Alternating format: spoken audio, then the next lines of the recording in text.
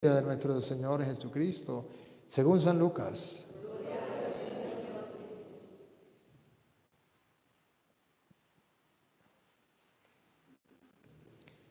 En aquel tiempo, Zacarías, padre de Juan, lleno del Espíritu Santo, profetizó diciendo: Bendito sea el Señor Dios de Israel, porque ha visitado y redimido a su pueblo y ha hecho surgir en favor nuestro un poderoso Salvador en la casa de David su siervo. Así lo había anunciado desde antiguo por boca de sus santos profetas, que nos salvaría de nuestros enemigos y de las manos de todos los que nos aborrecen, para mostrar su misericordia a nuestros padres y acordarse de su santa alianza. El Señor juró a nuestro padre Abraham concedernos que, libres ya de nuestros enemigos, los sirvamos sin temor, en santidad y justicia delante de Él todos los días de nuestra vida. Y a ti, niño, te llamarán profeta del Altísimo, porque irá delante del Señor a preparar sus caminos y anunciar a su pueblo la salvación mediante el perdón de los pecados. Por la entrañable misericordia de nuestro Dios, nos visitará el sol que nace de lo alto, para iluminar a los que viven en tinieblas y en sombra de muerte, para guiar nuestros pasos por el camino de la paz. Palabra del Señor. Digan conmigo: Santo y Divino Espíritu, lléname plenamente de tu luz, de tu sabiduría. Así sea. Siéntense un momentico.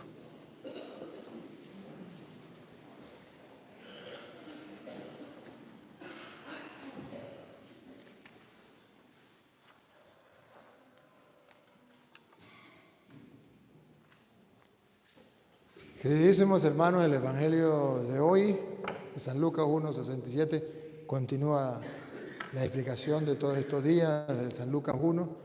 Vamos en el versículo 67 en adelante.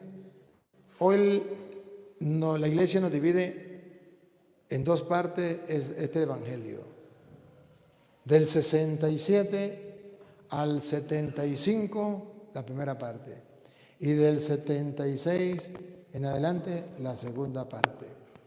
La primera parte es la explicación de quién es Jesús, qué viene a ser y cómo Dios nos ama tanto, tanto, tanto, tanto, pero tanto, que a su único Hijo lo entregó para salvarnos a nosotros de la miseria y del pecado. Pero luego del versículo 76 en adelante nos viene a explicar cómo es que Dios viene a salvar a su pueblo ya después de que Jesús muere. Ya él sigue salvando a su pueblo, no solamente en el momento de la cruz, sino que va a seguir salvando a su pueblo.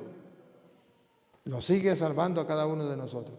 Vamos a escuchar la primera parte. La primera parte la vamos a explicar en la noche. La segunda parte la vamos a explicar ahorita. En la noche vamos a explicar ese Salvador que nos va a nacer y lo que estamos celebrando. ¿Por qué Cristo es nuestro Salvador? Lo vamos a ver en la noche.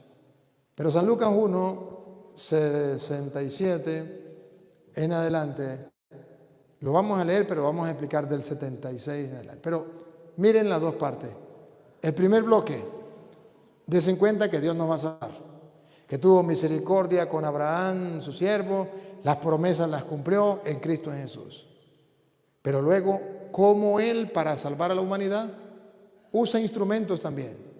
Se vale de hombres, pecadores, igual que todos, pero que traen una misión salvífica para la humanidad. Escuchemos. Y Zacarías, su padre, fue lleno del Espíritu Santo y profetizó diciendo: Aquí está la primera parte. Bendito el Señor Dios de Israel, que ha visitado y redimido a su pueblo. Eso lo vamos a explicar en la noche. cuando viene a visitar a su pueblo y a redimirlo, a salvarlo. Y nos levantó un poderoso Salvador Ese Salvador, Cristo, lo vamos a explicar en la noche.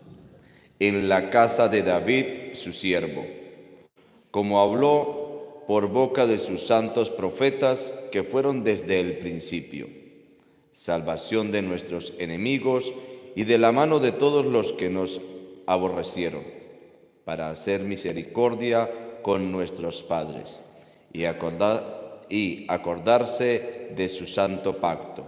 Entonces Dios no cambió la manera de pensar. Él prometió y Él lo cumple. Nos va a salvar. Tomó la decisión, lo cumplió. Del juramento que hizo a Abraham nuestro padre, que nos había de conceder que, librados de nuestros enemigos, sin temor sin temor le serviríamos. Él viene a salvarnos para que nosotros sin temor, sintiéndonos salvados, redimidos, podamos servirle con alegría. En santidad y en justicia delante de Él. Como Él viene a salvarnos, ya podemos adquirir la santidad y la justicia para vivir en gracia delante de Él. De eso se trata. Todos nuestros días. Ya tenemos esa opción. Y tú, niño. Aquí viene el 76. Escuche el 76. Esa salvación que Dios le trae al mundo por medio de Jesucristo, esa salvación Dios la quiere dar a los hombres por medio de los hombres. Quiere salvar por medio de un pecador. En este caso sería Juan el Bautista. Cómo Él va a preparar y cómo va a traer esa salvación. Y lo que hizo con Juan Bautista, un hombre, lo hace a lo largo de la historia con hombres para salvar a la humanidad. Vean cómo centra Dios la mirada en un hombre para que prepare el camino, para que disponga los corazones. Ese es el trabajo del sacerdote, el mismo trabajo de San Juan Bautista. Ponga cuidado. Y tú, niño, profeta del Altísimo, serás llamado.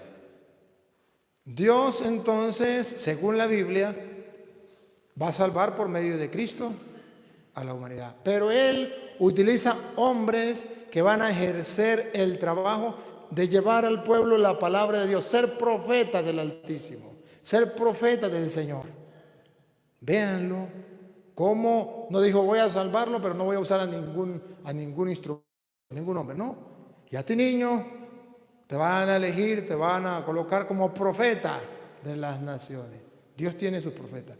Actualmente, sus ministros, sus sacerdotes. Serás llamado, porque irás delante de la presencia del Señor. Observe, Dios quiso usar hombres para que fueran delante de Él, abriendo el camino. ¿No es eso lo que hace el sacerdote? Al pueblo lo va guiando hacia Cristo, le va alimentando con la palabra, le va predicando la palabra, le va diciendo cómo alcanzar esa salvación que Dios nos trajo por medio de Cristo. ¿No es ese el trabajo? Véanlo, ¿por qué? Sigue. Para preparar sus caminos. Listo. Ese es el trabajo del sacerdote. Ese es el trabajo que Dios quiere del hombre. Hombre pecador, sí, pero viene a preparar el camino del Señor. ¿Qué es lo que estoy haciendo yo ahorita predicándole a ustedes? Preparando su corazón para que pueda Cristo nacer en ustedes en esta Navidad.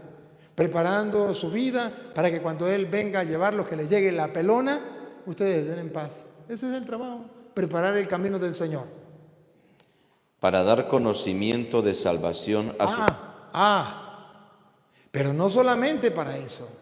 ¿Para qué? Para dar conocimiento. Para darle al pueblo el conocimiento, que sepan qué hacer, que sepan cómo actuar según la palabra de Dios. Por eso ustedes verán que el sacerdote se encarga de darles a ustedes el conocimiento de la palabra de Dios. Por eso ustedes verán que yo me desgasto, me desvivo por darles a ustedes el conocimiento de la palabra de Dios. Algunos no les gusta porque dice que predican mucho y se alarga mucho el cura y que tiene que predicar cortico. Bueno, pero es que ese es el trabajo mío. El trabajo es darle al pueblo el conocimiento. Darle al pueblo el conocimiento. Repita. Para dar conocimiento de salvación a su pueblo. Ahí está.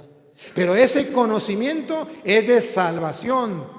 O sea que más bien, si ustedes valoraran lo que es el sacerdote que viene a traerle el conocimiento de salvación, ustedes al sacerdote más bien lo tratarían con todo el amor del mundo.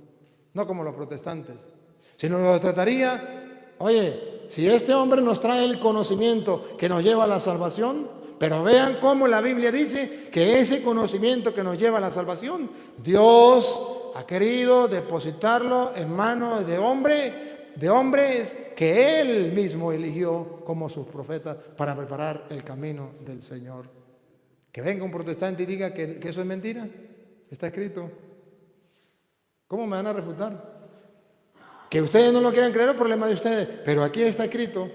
El sacerdote, como profeta de Dios, viene a darle al pueblo el conocimiento de la salvación, a indicarle cómo deben portarse, qué deben hacer, qué deben no hacer, qué es pecado, qué no es pecado, cómo vivir como cristianos. Tener el conocimiento. Yo quiero salvarme. Cristo es mi Salvador. Tanto amó Dios al mundo que entregó a su Hijo para salvar a la humanidad. Pero ojo, Dios quiere usar instrumentos que cooperen, que colaboren como profeta suyo para que el pueblo tenga ese conocimiento que el sacerdote quiere darle día tras día a través de la palabra de Dios. Y deberían estar agradecidos. Hay quienes, ¿estábamos vivos? No están vivos. ¿Se cortó? ¿Por Facebook sí? Por Facebook sí. Bueno, se cortó por YouTube. Allá, aquí sí. ¿Cuántos están en vivo ahorita? 204. Ya se levantaron 204. Bueno, bendito sea el Señor. Epa. Pero estos hermanos, muchos de los que reciben esta enseñanza, son agradecidos. Y dicen, oye, este sacerdote nos está dando el conocimiento de la salvación. Y por eso yo les agradezco los mensajes bonitos que colocan. Dios les pague. Colocan, claro, los que son protestantes que van a colocar mensajes buenos, pero saben que el sacerdote, repita, les está dando para dar conocimiento de salvación a su pueblo. Pesen eso. ¿Habrá un ser más valioso en la tierra que ese profeta, que ese ministro de Dios que les da a ustedes el conocimiento para la salvación? ¿Habrá un regalo más grande que ese? Que no lo valoren otra cosa. Pero ¿habrá un regalo más grande que ese? Que ustedes sepan cómo alcanzar la salvación. ¿No es eso lo que quieren? Pero el mundo enrolla a la gente hoy día, lo envuelve tanto que la gente pierde el norte, no sabe para dónde van. ¿Para dónde va Vicente? Para allá, para dónde va la gente. La gente no tiene el proyecto de salvación. La gente ni siquiera busca la salvación, la santidad, el reino de los cielos. Eso no les importa. Porque el mundo nos ofrece otro reino. Porque el diablo nos ofrece otro reino, no el de Dios. Pero el cristiano, el creyente, que algo tiene de fe, busca la salvación. ¿Y cómo la da Dios? Por medio de Cristo. Pero esa salvación que nos dio Dios por medio de Cristo, hay unos instrumentos que hacen que el pueblo lo conozca. Y a ver, ¿está bien? ¿Qué es lo que nos trae San Juan? El conocimiento de la salvación. ¿Están dispuestos a tener ese conocimiento? ¿Están dispuestos a escuchar ese conocimiento que nos viene a traer Pablo, Juan, para la salvación? Respiren profundo porque aquí viene. Escúchenlo. Para perdón de sus pecados.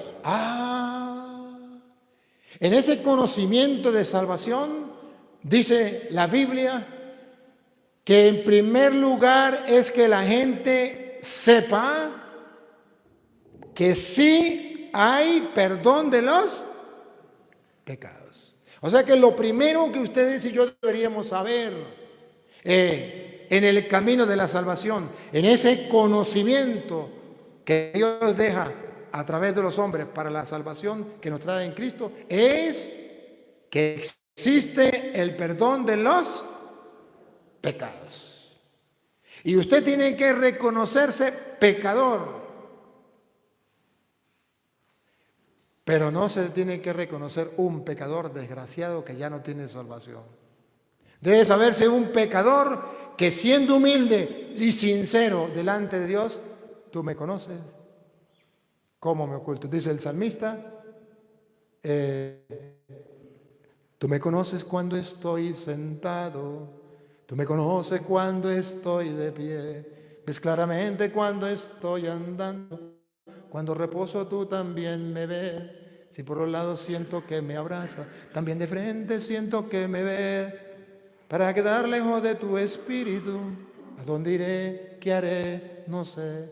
¿Para dónde iré? ¿Para dónde iré? ¿Para dónde huiré? Entonces, ¿dónde me escaparé? Que Dios no me conozca, que Dios no me vea. No puedo. Entonces, ¿qué tengo que hacer? Reconocer. Ese conocimiento de salvación es reconocer que soy pecador, pero que Dios me da el regalo que no merezco, pero que es un don y es una gracia del perdón, siempre y cuando yo me reconozca pecador y sea capaz de pedirle perdón al Señor. Él no nos niega el perdón. No se cansa de perdonar, dice el Papa. Nosotros nos cansamos de pedirle perdón, pero Dios no se cansa de perdonar. Este es el primer paso para la salvación. Reconocerme pecador y saber que Dios me perdona. Bueno, San Juan es el que nos viene a decir ese conocimiento de salvación. ¿Otra vez?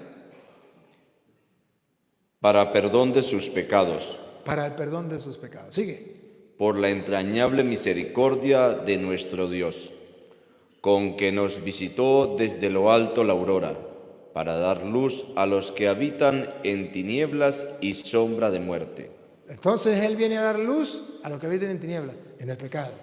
Y en sombra de muerte nos lleva el pecado a la muerte. Pero ¿qué viene a hacer Cristo? A darnos luz. Pues dejémonos iluminar por Él. Pues dejémonos invadir por Él, que es la luz. Dejemos que Él, por medio de sus profetas, por medio de su palabra, como dice aquí, desde ahora pues será el profeta de las naciones. Dejémonos iluminar por esa palabra del Señor. Dejemos que los profetas de Dios, los ministros de Dios, vayan preparando nuestro camino hacia Dios a través del perdón de los pecados. Él es la luz que nos ilumina. Sigue. Para encaminar nuestros pies por camino de paz. Listo. Para enmendar, para corregir e irnos por los caminos de paz. Respiren profundo. Ahí viene otro caramelito. Y el niño crecía y se fortalecía en espíritu, y estuvo en lugares desiertos hasta el día de su manifestación a Israel. Entonces, ese niño, Dios lo fue preparando para esa misión, para darle al pueblo la buena noticia, el conocimiento de salvación a través del perdón de los pecados. Entonces, Dios nos viene a salvar. ¿Y cómo nos viene a salvar Dios? Perdonándonos los pecados. Y entonces aquí es lo curioso, Si Dios viene a salvarnos y la salvación es el perdón de los pecados, pregunto, ¿el diablo quiere que Dios te salve, que Dios me salve? No. Y si Dios nos ha dejado a nosotros el perdón de los pecados, dice el diablo, ¿y cómo hago yo para que esta gente no reciba el perdón de los pecados? Primero, el diablo le hace creer que pecado no tiene. Tengo 20 años sin confesarme, pero yo pecado no tengo. Segundo, el diablo le hace creer que ese perdón de los pecados es directamente con Dios y que Dios no ha dejado instrumentos para el perdón de los pecados. ¿Qué le quiere robar el diablo? El conocimiento de salvación que Dios dejó al pueblo por medio de sus profetas. Y se lo dejó en Juan Bautista, dice, que era un profeta que viene a traernos el conocimiento de salvación para el perdón de los pecados. O sea, Dios nos va a salvar, el centro de todo. ¿Qué es lo que estamos celebrando hoy? La salvación. ¿Qué? Pues precisamente que Él nos va a salvar. ¿De qué? Del pecado. ¿Qué significa eso? Nos va a perdonar. ¿Quién no lo quiere recibir? ¿Quién no lo quiere recibir? Ahora, lo importante es que si Juan es el que nos trae ese conocimiento para el perdón de los pecados, pues vamos a ver qué dice la Biblia de Juan cuando él trae ese conocimiento. San Marcos, capítulo 1, versículo 4. San Marcos. Cuando viene ese cuando viene ese San Juan, ¿y qué dice el 3? A ver qué dice el 3. Bueno, vamos al 4. Escuche. Vamos a ver.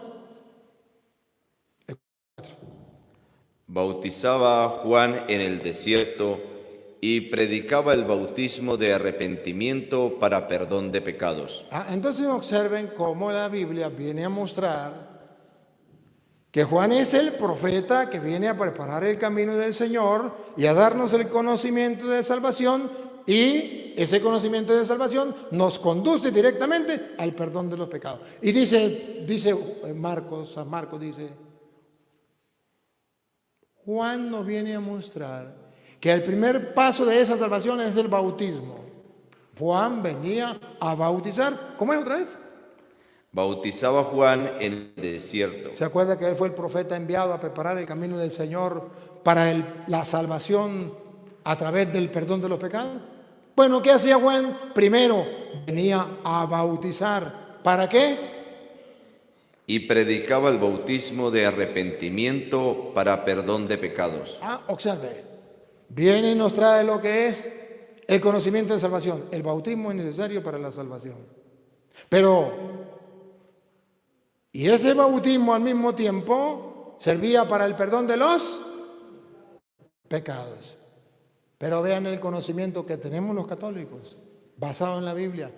Y es San Juan, entonces el Bautista, que nos viene a mostrar con su comportamiento, con su vida y con sus palabras. Escúchenlo. Nos conduce al perdón de los pecados, que ese es el regalo que Dios nos da. Sigue.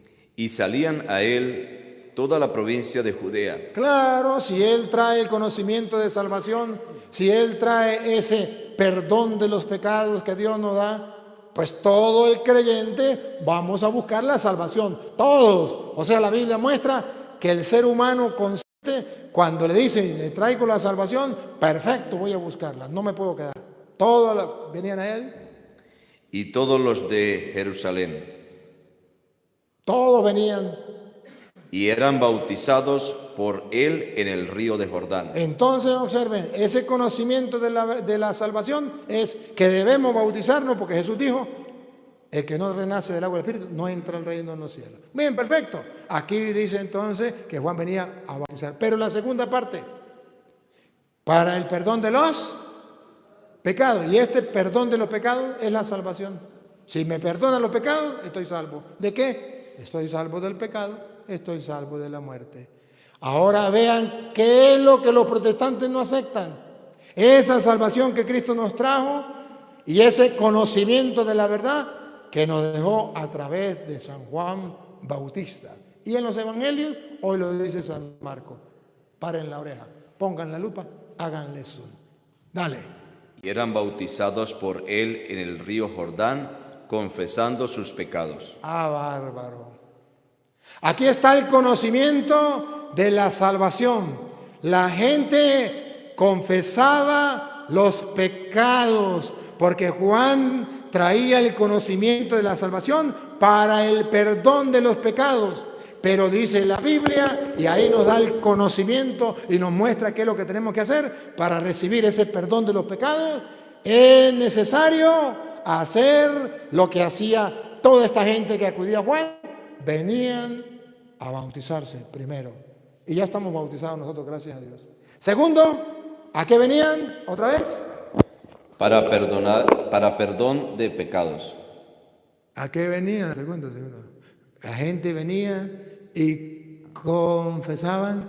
Confesando sus pecados. ¿Qué venía la gente? ¿A qué? Confesando sus pecados. ¿Eran católicos o protestantes? ¿A qué venían? Confesando sus pecados. ¿Con Dios directamente en la pata de un palo o con un hombre pecador?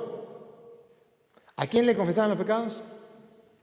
A San Juan Bautista, hombre pecador como un sacerdote cualquiera. ¿Y cómo un protestante se atreve a decir que ellos tienen el conocimiento de la salvación para el perdón de los pecados, pero que no se confiesan? Porque la Biblia no dice que hay que confesar los pecados con un hombre. Pero entonces, ¿qué Biblia leen? Estamos leyendo la Biblia Reina Valera, aunque le quitaron sabiduría. Y dice que es San Juan Bautista. Y a ti, niño, te llamarán profeta del Altísimo, porque irás delante del Señor a preparar sus caminos, anunciando a los pueblos la salvación, el perdón de los pecados. Pues bueno, aquí encontramos entonces a ese hombre que está preparando el camino. ¿Cómo? Con el bautismo. ¿Y cómo? Con el perdón de los pecados. ¿Pero qué tiene que hacer la gente? Confesar los pecados con un hombre pecador igual que los demás. Y cuando uno entonces ve que la Biblia dice que la gente iba a confesar los pecados con Juan Bautista, no directamente con Dios, no en la pata de un palo, sino con Juan Bautista, entonces se da cuenta del querer de Dios. Eso se llama el conocimiento de salvación para el perdón de los pecados. Por un lado tenemos a Dios deseoso de perdonar pecados. Un Dios que agarra hombres, instrumentos para la salvación, para el conocimiento y para el perdón de los pecados. Pero por otro lado vemos al diablo haciéndole la contraria a Dios. Si Dios viene a traernos el perdón de los pecados, el diablo dice, no, eso es mentira, no quiero que Dios le perdone los pecados. Si Dios dice en su palabra que la gente venía a confesar los pecados con Juan el Bautista, un hombre pecador, para mostrarnos que nuestros pecados Dios nos los perdona a través de un hombre pecador como Juan, el diablo dice no, confíate directamente con Dios con la pata de un palo. ¿Y quién hace ese trabajo? Los protestantes. Y yo quiero que ustedes vean que ese precisamente es el trabajo del diablo y de los protestantes. Miren esto. Los protestantes no tienen una doctrina propia. Los protestantes no tienen una fe propia. No, los protestantes no tienen nada propio. La única teología protestante es esta. Miren la teología protestante. La única teología protestante es: vamos a protestar contra la iglesia. Si la iglesia dice A, nosotros decimos B. Si la iglesia dice blanco, nosotros decimos negro. Si la iglesia dice negro, nosotros decimos blanco. Esa es la teología protestante. Ellos no tienen teología. La única teología es: vamos a protestar. Si la iglesia dice hay que confesar los pecados con un hombre, nosotros decimos no hay que confesar los pecados con un hombre. Ellos no tienen doctrina propia, no tienen teología propia. Ellos, la teología de ellos es protestar. Si la iglesia dice, basado en la palabra de Dios, dice María es virgen, ellos dicen, protesto, María no es virgen. Si la iglesia dice, Cristo fundó una sola iglesia, protesto, Cristo tiene muchas iglesias, o ninguna iglesia salva, o todas las iglesias son de Cristo. Si la iglesia dice, hay que bautizar a los niños, protesto, no hay que bautizar a los niños. Hay que confesarse, protesto, no hay que confesarse. O sea, ellos no tienen teología. Ellos lo que tienen es, vamos a protestar contra todo lo de la iglesia. Si la iglesia dice, podemos tener las imágenes de sonido, no podemos tener imágenes. Si la iglesia dice, el Papa es el vicario de Cristo, nosotros decimos, el Papa es la bestia. Si la iglesia dice, la iglesia es la esposa de Cristo, nosotros decimos, la iglesia es la prostituta, la gran Babilonia. Si la iglesia dice A, nosotros decimos B. Si la iglesia celebra el 25 de diciembre el nacimiento de Cristo, nosotros no lo celebramos. O sea, ¿cuál es la teología protestante? Si la iglesia dice blanco, nosotros decimos negro. Así de sencillo, así de sencillo. Pero lo curioso es, ¿por qué no tienen nada propio? A ver, ¿de quién aprendió a orar los protestantes? De la Iglesia Católica. ¿De dónde agarraron la Biblia? De la Iglesia Católica. ¿Quién les enseñó que Jesucristo es Dios? La Iglesia Católica. Todo lo tienen de la Iglesia Católica, todo. Lo que tienen, no tienen nada propio los protestantes. Lo único propio que tienen los protestantes es protestar. Eso es lo único propio, es la teología protestante. Protestar. A ver, busquen, a ver. La Iglesia Católica enseña, cuando uno muere se va para el cielo. protesto. Cuando uno muere se va para el hoyo. Y ahí se acabó. ¿Existe el purgatorio? Protesto. No existe el purgatorio. O sea, no tienen doctrina. Lo único es protesto. Por eso se llama protestantes. Y no solamente, miren ustedes lo que dice Juan hoy, que la salvación viene por el perdón de los pecados. Ahora miren San Lucas, capítulo 3, versículo 6. Viene San Lucas a mostrarnos a ese Juan que nos trae el conocimiento de la salvación. Y estamos en Navidad. Hoy celebramos la Navidad. Vean ustedes, si este es el profeta de Dios, Juan Bautista, si nos trae el conocimiento de la salvación para el perdón de los pecados, pues vamos, dejémonos iluminar. San Lucas 3, 6. Oigan. Y verá toda carne la salvación de Dios. Toda carne verá la salvación de Dios y se deja iluminar precisamente por eso. Por el conocimiento de la verdad, verá el conocimiento de la salvación de Dios. Y decía a las multitudes que salían para ser bautizados por él: Oh generación de víboras, ¿quién os enseñó a huir de la ira venidera? Haced pues frutos dignos de arrepentimiento, y no comencéis a decir dentro de vosotros mismos: tenemos a Abraham por padre. Él nos va dando el conocimiento de la salvación. Entonces le dice al pueblo: de fruto de arrepentimiento.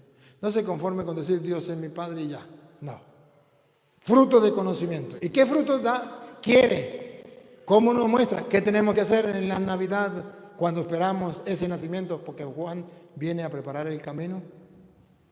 Tenemos a Abraham por padre, porque os digo que Dios puede levantar hijos a Abraham aún de estas piedras. Es la continuación. Pero yo quiero llegar a ver cómo es que tenemos que preparar el camino.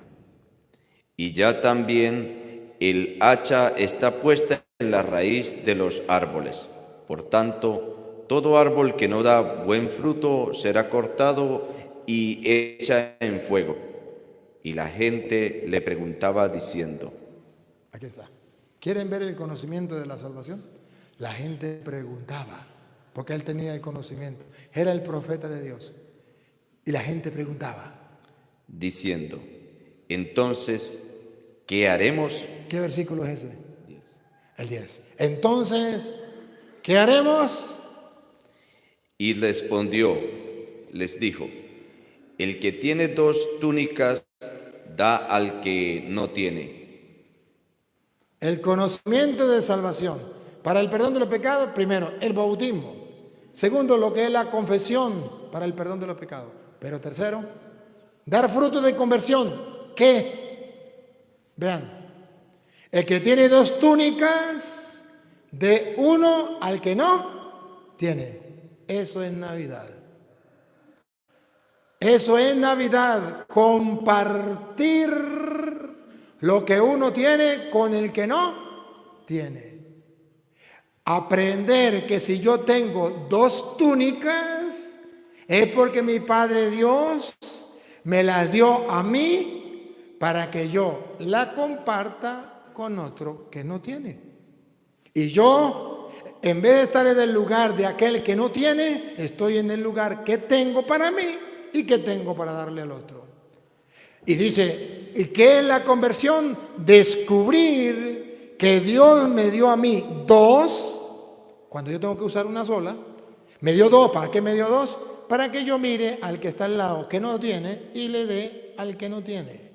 Entonces Dios está salvándome a mí por medio de ese gesto, fruto de conversión, donde yo creo en Dios y creo que Dios está en el hermano, sobre todo en el pobre, y voy a compartir. Si tengo 2 túnicas, le doy una al que no tiene.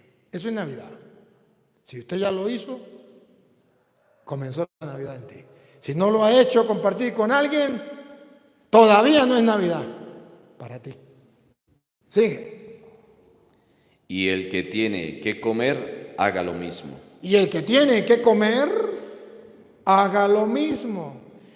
Hoy, cuando estamos, hoy 24 de diciembre de 2022, en Venezuela, donde hay tanta hambre y tanta miseria, gracias a los que nos gobiernan, gracias a los que gobiernan, que nos tienen en la miseria del hambre. Si a ellos les gusta que les den la gracia por eso, se las damos. Pero cuando hay tanta gente pasando hambre, pregunto, ¿Dios confía en sus hijos para que compartan con el hambriento? Sí. Y eso es símbolo de conversión. Y esa es Navidad. Por eso felicito a las comunidades encargadas de la misa que hacen mercadito para darle al más pobre, al más necesitado. Eso es Navidad. Pero eso lo tiene que hacer tú y lo tengo que hacer yo. No somos tan pobres que no tengamos nada para compartir con otros. Y si no tenemos nada material que compartir con otros, compartamos una sonrisa, compartamos el saludo, compartamos dialogando, o al menos un abrazo. O cuando murió un familiar, al menos compartamos con él ese momento, démosle un aliento. No solamente cosas materiales, pero sí podemos compartir la comida. El que tenga 2 túnicas, que le dé una. Es más, si me lograran escuchar la gente del gobierno, para ustedes también es el evangelio.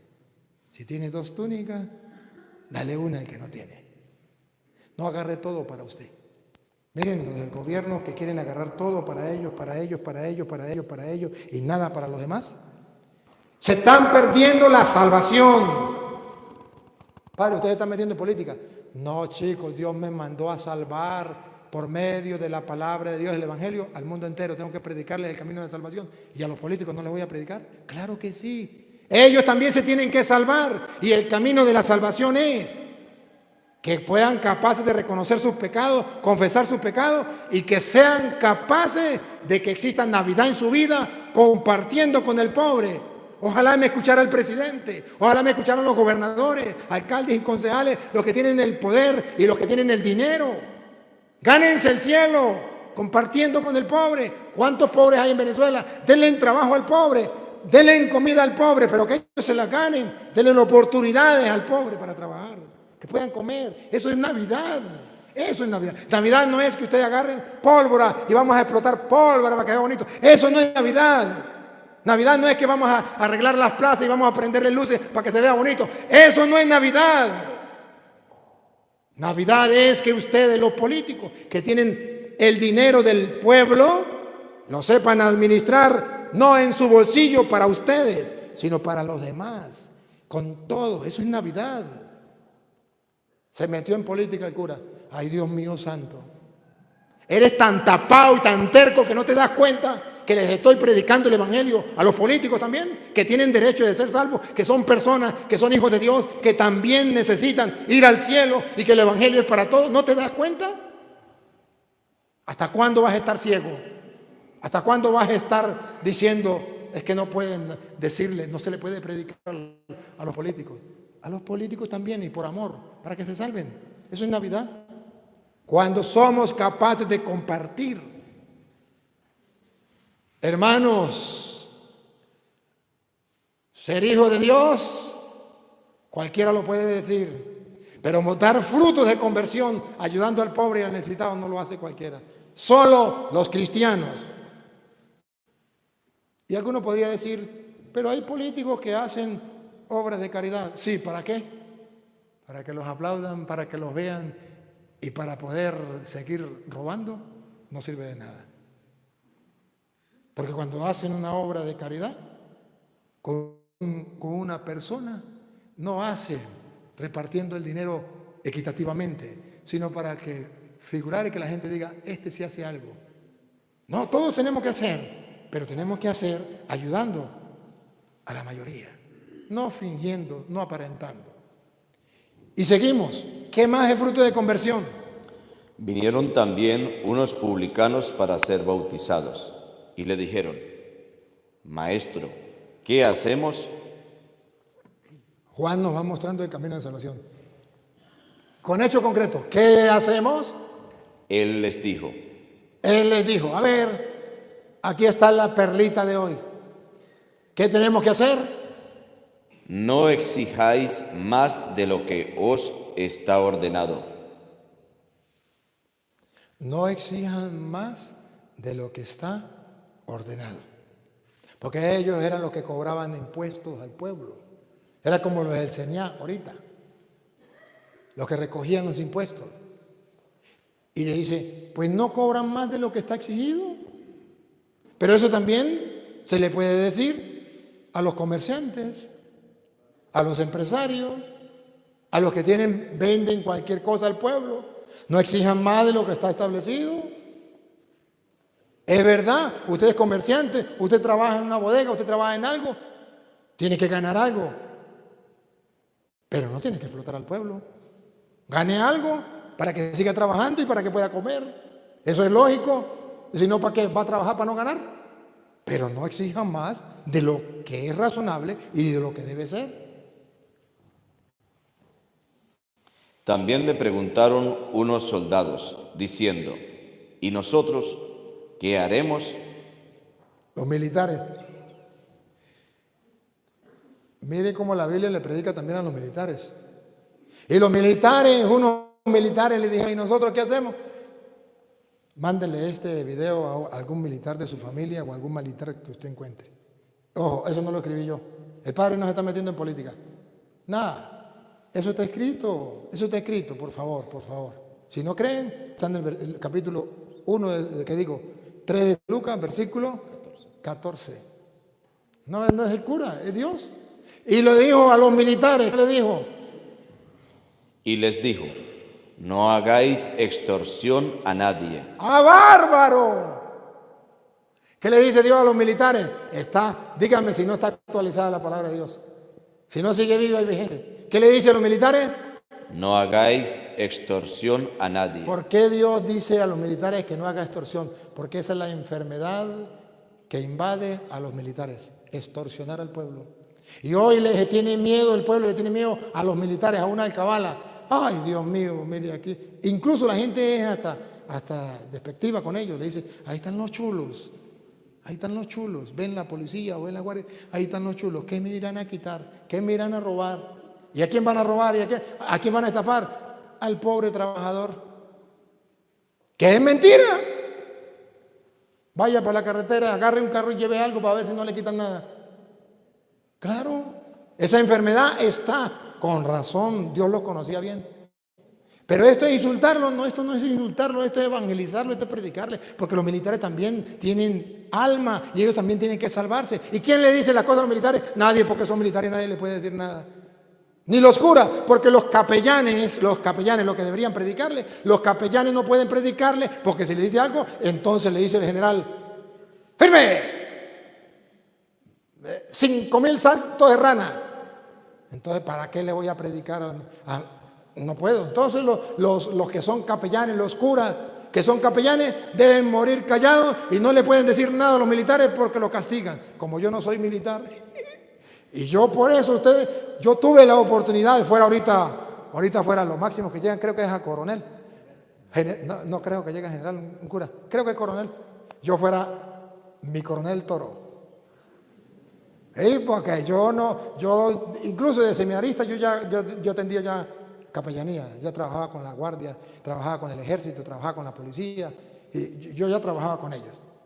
Y cuando llegó uno de ellos, un general, y me dijo, padre, ya estaba recién ordenadito yo, si quiere lo asimilamos. Llegaba a ser teniente de una vez. Usted, subteniente era la cosa, ¿no? Subteniente, y iba escalando luego. Él le dije, no, dijo, usted sí es bobo, se le paga un sueldo, tiene bonos, tiene no sé qué. Le dije, sí, eso es verdad, gracias. Pero con ese bono y con ese sueldo me tapan la boca y no les puedo decir nada. Y yo quiero ser libre. Y trabajé mucho tiempo con los militares, con el ejército, con la guardia, con la policía, con lo que era la PTJ. Y me tocaba que predicarles y les cantaba las verdades así. La primera vez que fui a la PTJ, yo era capellán y iba a todo eso, fui a la PTJ en Sabaneta de Barinas. Me dijo el jefe de la PTJ, venga y nos predica, tengo todos los... y comencé a predicarle a los petejotas. Y los petejotas tienen que hacer esto, esto, esto, y la Biblia dice esto, esto. Me dijo, no queremos que vuelva más aquí. Y no volví más, no volví más. Pero no me taparon la boca. Y yo, ojalá que me vean los capellanes militares, los curas, capellanes militares. Se vendieron por un sueldo. ¿Para qué lo puso la iglesia como capellanes? Para que le canten la verdad a los militares. Ese es su trabajo, no para que cobren un sueldo. ¿Por qué? ¿Por qué hay tanta corrupción en los militares? Porque los curas, que deberían ser los profetas como Juan Bautista, aunque le quiten la cabeza, se han callado la boca. Pues yo no soy capellán, yo les puedo gritar entonces lo que dice Juan, que los militares, ¿qué? No hagáis extorsiones a nadie. No extorsionen a nadie. ¿Qué fama tienen hasta en la Biblia, no? ¿Qué más? Ni calumniéis. Ni calumnien. En castellano se lo traduzco. Cuando le meten droga a uno para señalarlo, ¿cómo es que le llama eso? Le siembran, ¿sí? Sembrar. Le siembran. Y dicen, mire, se cargaba, para hundirlo. No, eso no es. Así no debe ser. Ni calumnien. Porque la gente le va a creer porque tienen autoridad. Y contentaos con vuestro salario. ¿Saben qué significa contentado con vuestro salario? Que no estén en la carretera cobrándole a la gente por pasar. Que no estén robando a la gente que trabaja. Pero eso está en la Biblia, eso no lo inventé yo. Se pueden molestar conmigo, les pido perdón. De mi lado se van heridos, pero no engañados. Pero yo, como el profeta Juan Bautista, tengo que preparar el camino del Señor, dándoles el conocimiento de la salvación también a los militares, porque ellos también tienen alma, también se van a morir, también van a llegar a la presencia de Dios, a entregar cuentas. ¿Quién le va a decir a los militares las cosas? Nadie, solamente el sacerdote que se crea comprometido con Dios y que Dios le haya mostrado que es un profeta que tiene que predicar la palabra de Dios así, al descubierto. Eso no es meterse en política. Eso no es faltarles el respeto, eso es amarles y buscarles la salvación también a ellos. Como el pueblo estaba en expectativa. Usted no se comería uno, porque habló de dos, de los militares y de los... ¿No eran tres? Cuando llegue a la casa lo voy a investigar. Pero bueno, aquí la Biblia entonces nos presenta qué tenemos que hacer, dar frutos de conversión para que podamos todos alcanzar esa salvación. Yo creo que esta familia de los que no les gusta que predique, por eso me come alguna palabra. Pero bueno, voy a terminar, sí, porque hoy me pusieron una sentencia que si me encadenaba no me iban a dar desayuno. Pero bueno, vamos a ver. Hermanos, voy a terminar. El versículo 78 de Lucas 1:78. En San Lucas 1:78 dice algo maravilloso, fantástico. Nos ha nacido, si quieres siga donde iba, 76, porque este niño te llamará profeta del Altísimo porque eres delante del Señor. El versículo 78. Por la entrañable misericordia de nuestro Dios. Por la entrañable misericordia de nuestro Dios. Atención. Con que nos visitó desde lo alto la aurora, para dar luz a los que habitan en tinieblas y en sombra de muerte. La aurora que nos da luz. La otra traducción le dice el sol que nos ilumina. Lo mismo. ¿Cuál es la aurora? El sol. Que nos da luz, el sol. Y dice, el sol que nos ilumina. ¿Y quién es? El que nos ha nacido de lo alto. ¿Y quién será el sol que nos ilumina? ¿Y por qué Lucas habla del sol o la aurora que nos ilumina? Bueno, ya estaba profetizado en Malaquías capítulo 4, versículo 2 del Antiguo Testamento. Ya antes de San Mateo, por allí, antes de San Mateo, antes del Nuevo Testamento. Malaquías capítulo 4, versículo 2, al lado de los evangelios, casi el último de los libros de allí, del Antiguo Testamento. Malaquías 4, 2. Va a hablar que Malaquías ya lo había profetizado, que Jesús era el sol que nos nacía de lo alto, que nos alumbraba y disipaba las tinieblas del error, la oscuridad del pecado. Ese es Jesús. Y ustedes van a ver por qué entonces San Lucas retoma a Malaquías y le pone como sol que nace de lo alto. Vamos a ver qué dice Malaquías 4:2. Mas a vosotros los que teméis mi nombre, A los que creemos en Dios y tememos su nombre, escuchen. nacerá el sol de justicia, Nacerá el sol de justicia y en sus alas traerá salvación. y nos traerá la salvación. ¿Qué fue lo que dijo Zacarías? Nos ha nacido el sol de lo alto, el Salvador. ¿Y por qué Malaquías lo llama el sol? ¿Y por qué San Lucas lo llama el sol? ¿Por qué?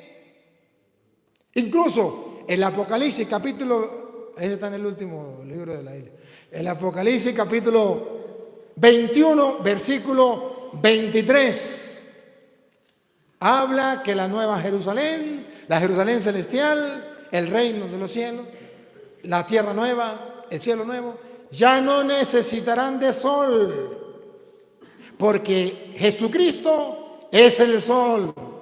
Vamos a ver. La ciudad no necesitará de sol, No necesitará de sol.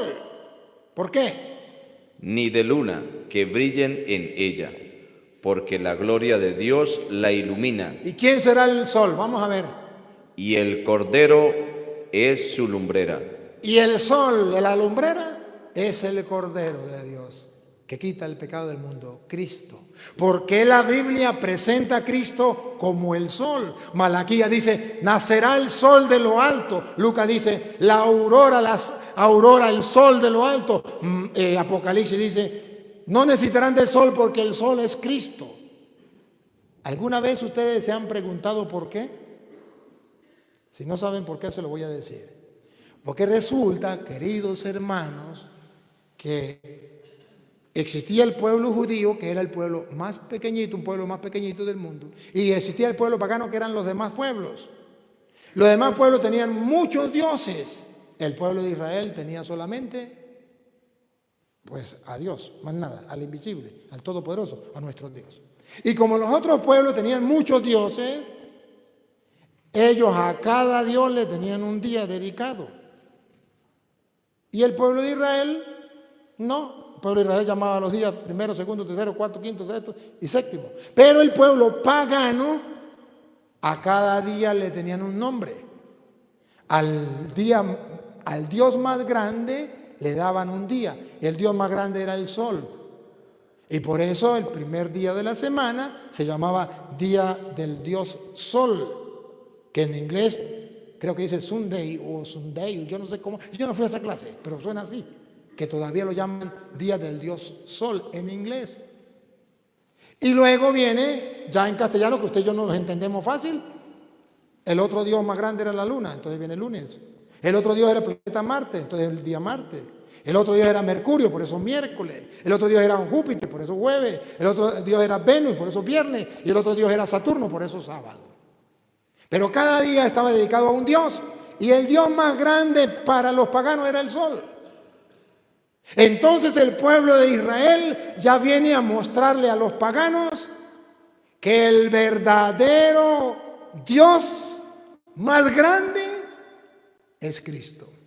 Pero entonces San Lucas ya viene diciéndole que el Dios verdadero es Cristo, es el sol, o sea, el Dios más grande. Entonces el Apocalipsis ya nos viene a decir que existe un Dios que, para que los paganos sepan de qué estamos hablando, dicen que es el sol, que nos ha nacido de lo alto. ¿Y qué está diciendo? Está diciendo en castellano, no hay un Dios más grande que el sol. ¿Y quién es Cristo? El sol que nos ha nacido de lo alto. Es una manera de evangelizar a los paganos. ¿Y cuándo se celebraba el Día del Sol? El 25 de diciembre. Y era el Día del Sol, del Dios Sol, porque era el día más largo, supuestamente, del año, el de más brilla el sol.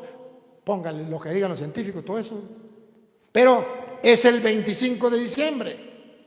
¿Qué pasa cuando los cristianos llegan a evangelizar a los paganos? Se encuentran que eran idólatras, tenían muchos dioses.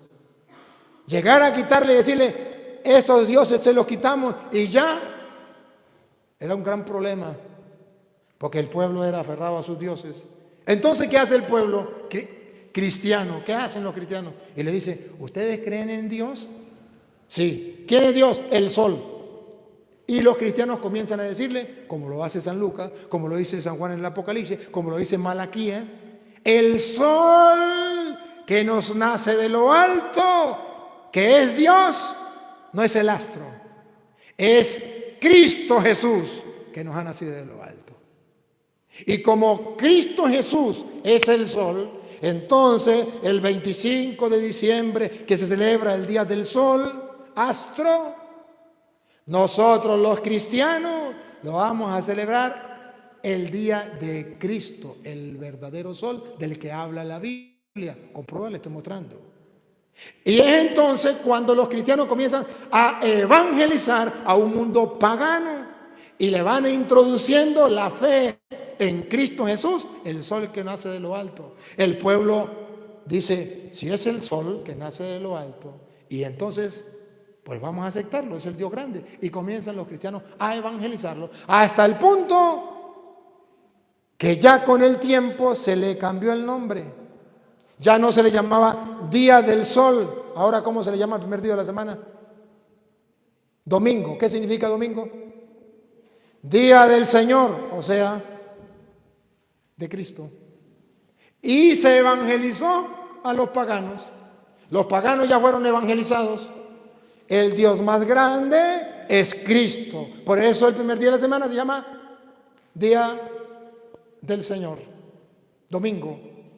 Y los otros días quedan lunes, martes, a los otros dioses, pero querían tumbarle a los paganos la creencia de que el Dios más grande era el sol. Y ellos vienen a decir, no hay un Dios más grande que Cristo. Él es el verdadero sol que nos ha nacido de lo alto. Ahora comprenden por qué ustedes y yo han visto la custodia allá que es redonda y salen brillos como el sol. ¿Por qué no es cuadrada? ¿Por qué es redonda? Porque para evangelizar a los paganos que Cristo era el sol que nos nace de lo alto, Malaquías 4:2, Lucas 1:58, 78, Apocalipsis 21:23, Apocalipsis 22:5, para mostrarles a ellos que Cristo es el sol, entonces hace la custodia, la hostia en forma de sol y se le dice, este es el verdadero Dios, el pan que está dentro, porque Él dijo, yo soy el pan vivo bajado del cielo. Entonces se evangelizó y se le quitó a los paganos la idea de que el Dios más grande era el sol. Ahora el mundo entero evangelizado sabe que el Dios más grande es Cristo. ¿Y por qué celebramos entonces el 25 de diciembre? Porque es el día del Dios más grande.